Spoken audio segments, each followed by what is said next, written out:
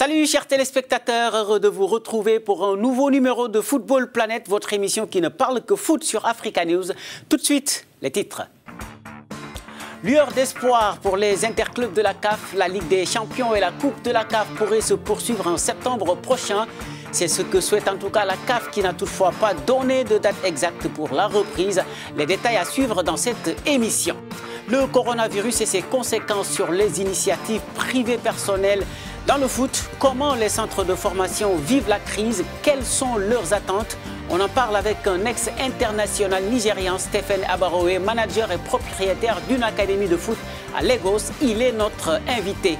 Et puis un petit tour en Europe avec notamment le retour de la Première Ligue et du Calcio italien. Avec Sadio Mané, mais sans Mohamed Salah, Liverpool n'a pas brillé et repousse le sacre qui tient désormais à 5 points. On y revient en fin d'émission. Une petite virgule et on développe tout ça.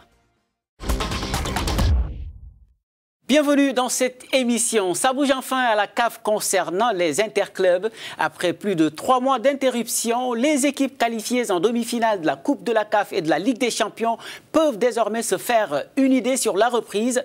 Pas de date précise, mais une projection. La Confédération africaine de foot met le cap sur septembre. Une révélation de son directeur des compétitions, le Nigérian Samson Adamu. En voici les détails avec Jean-David Miamlé et Ignatius Annor. La Confédération africaine de football, la CAF, reprendra la Ligue des champions et la Coupe de la Confédération de la CAF 2019-2020 en septembre selon Samson Adamu, directeur des compétitions de la CAF. La finale de la Ligue des champions se jouera au Cameroun, tandis que la finale de la Coupe de la Confédération se jouera au Maroc, mais Samson Adamu a ajouté que les dates finales n'avaient pas encore été décidées. Après avoir atteint les demi-finales, les 2 tournois avaient été suspendus en avril en raison des mesures restrictives imposées par les gouvernements pour freiner l'évolution de la Covid-19. Les matchs de demi-finale de la Ligue des champions opposeront les clubs marocains aux clubs égyptiens. Le Raja Casablanca doit affronter Zamalek, tandis que le Wydad Casablanca se mesurera à Al Ahly, 8 fois vainqueur de la compétition. L'autre match entre Marocains est prévu entre Renaissance Berkane et Hassania Agadir. Pendant ce temps, l'instance dirigeante du football continental privilégie toujours janvier pour les débuts de la Coupe d'Afrique des Nations 2021. Bien sûr, tout dépendra de l'évolution de la pandémie de la Covid-19. Effectivement, la CAF pense toujours organiser la CAN en janvier, comme l'a réitéré il y a une dizaine de jours son secrétaire général Abdelba. Mais pour l'heure, aucune décision n'a été prise à ce propos. Et comme vous venez de l'entendre, dans ce sujet, tout dépendra de l'évolution de la pandémie de Covid-19. Une pandémie aux conséquences, vous le savez, désastreuses pour les clubs et pas que. Alors aujourd'hui, nous parlons des centres de formation, des initiatives généralement privées. Et nous accueillons en ligne de Lagos Stephen Abaroe, ex-international nigérian et manager de football qui a lancé une académie dans la capitale économique du Nigeria. Bienvenue dans cette émission Stephen. Alors parlez-nous tout d'abord de votre projet. Qu'a-t-il de particulier par rapport à ce qui se fait d'habitude?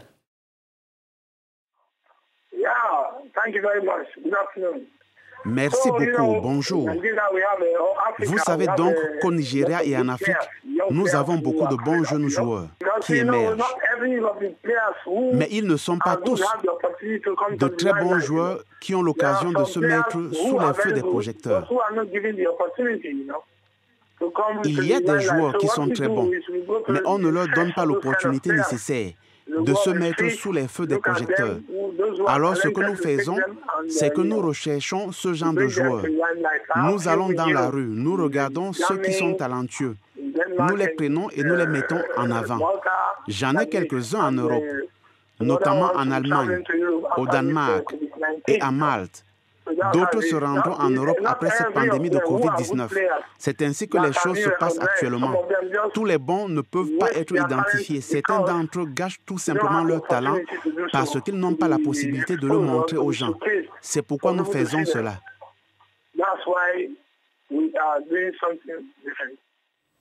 Justement, vous l'avez évoqué, la question de la Covid-19. Comment gérez-vous cette situation sanitaire? Oui, comme vous le savez, tout le monde est touché par la pandémie de Covid-19, ce à quoi personne ne s'attendait. Alors ce que nous faisons, parce qu'il y a une interdiction de se réunir en société et aussi de toutes les activités liées au football, nous les envoyons simplement chez eux où ils s'entraînent pour rester en forme. Nous leur faisons regarder quelques entraînements et faire quelques exercices sur une base individuelle jusqu'à ce que nous nous regroupions à nouveau. Nous ne ferons donc sortir les joueurs qu'après la COVID-19 ou que le gouvernement ne décide que le moment est propice à la reprise des activités sportives. Comme vous le savez, de nombreuses ligues de football ont été suspendues dans le monde entier. Certaines redémarrent progressivement. Je suis le manager de quelques joueurs en Europe et en Asie. À l'heure où je vous parle, ils retournent dans leur pays à cause du confinement et de l'absence de voyages aériens et tout cela. Ce que nous faisons, c'est les occuper chez eux en les maintenant en forme. Mais financièrement, comment parvenez-vous à tenir le coup? Nous n'avons pas de sponsors qui nous aident financièrement. Nous gagnons de l'argent en vendant nos joueurs à des clubs européens, comme par exemple Vincent Abeyama, qui va jouer en Bundesliga 2 pour Greuther Fürth. En le vendant, nous gagnons des milliers d'euros grâce à son transfert, ce qui nous permet de maintenir l'académie. Nous n'avons pas de sponsors, donc nous générons nos propres fonds à partir des transferts de nos joueurs. Sinon, avez-vous reçu ou vous attendez-vous à une aide financière de la part de votre gouvernement ou de la fédération? Non, la fédération ne nous apporte aucun soutien financier. Nous tirons nos propres fonds de la vente de nos propres joueurs de l'académie. Par exemple, lorsque nous transférons nos joueurs au FC Barcelone, au FC Le Cap ou au Bayern Munich, ou quoi que ce soit qu'ils nous payeront, ils peuvent payer pour le transfert de nos joueurs dans la fourchette allant de 150 000 à 200 000 euros. C'est donc essentiellement de cette façon que nous pouvons générer des fonds pour maintenir le fonctionnement de l'académie. Nous ne recevons aucune aide du gouvernement. C'est parce que l'académie est privée et non publique. Je n'attends donc vraiment pas d'aide de leur part. Mais si un particulier décide de nous soutenir, nous serons heureux de recevoir son aide. Mais normalement, rien ne vient du gouvernement. Voilà, merci beaucoup Stéphane et à très bientôt. Merci à vous à Pointe-Noire. Que Dieu vous bénisse. Prenez soin de vous. Merci. Merci beaucoup. C'était donc Stéphane Abaroé, ex-international nigérian. Il a notamment évolué en Belgique, Malaisie et Inde. C'était dans les années 1990. Il nous parlait de Lagos, la capitale économique du Nigeria. On prend maintenant la direction de l'Europe. Je vous le disais dans les titres, c'est reparti fort pour les Africains, mais très timidement quand même pour Sadio Mané et Liverpool. L'international sénégalais n'a pas su faire la différence dimanche sur le terrain d'Everton. Privé de Mohamed Salah, resté sur le banc toute la rencontre, les Reds n'ont pu faire mieux qu'un 0-0 dans ce derby de la Mersey. Un seul point, mais qui les rapproche tout de même du sacre. 5 points seulement suffisent à le valider. Pas alarmant pour le coach Jürgen Klopp, très satisfait du reste de la performance de Naby Keïta, le Guinéen titularisé aux côtés du Camerounais Joël Matip et donc du Sénégalais Sadio Mané. Nous ne pouvons pas sous-estimer le fait qu'après 4 semaines de pré-saison et 9 semaines de pause, nous jouions 2 matchs en 3 jours.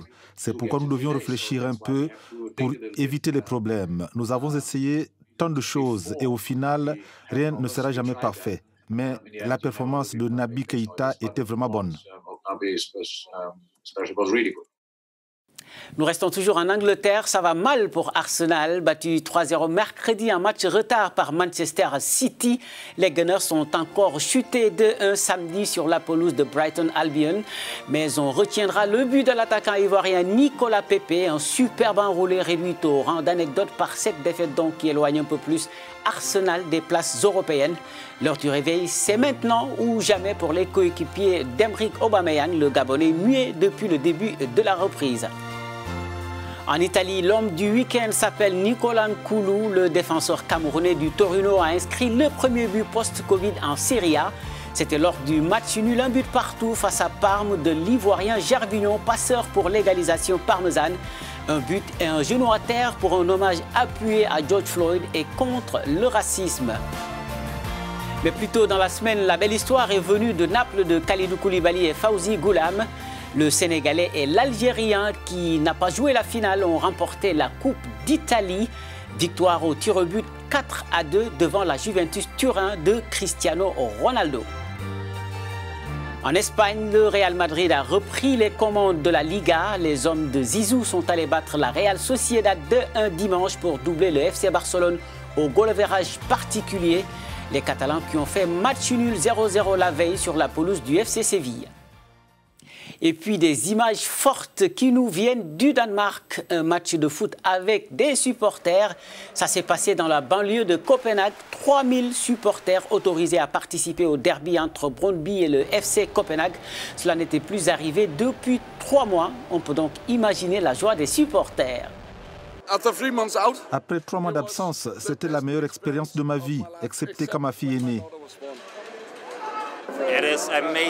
C'est incroyable d'être de retour. Le stade m'a tellement manqué, ainsi que tous les gens ici et tout le reste. Alors, c'est vraiment génial d'être de retour. C'est bien de revoir tous ces gens formidables au stade, mais c'était un sentiment différent.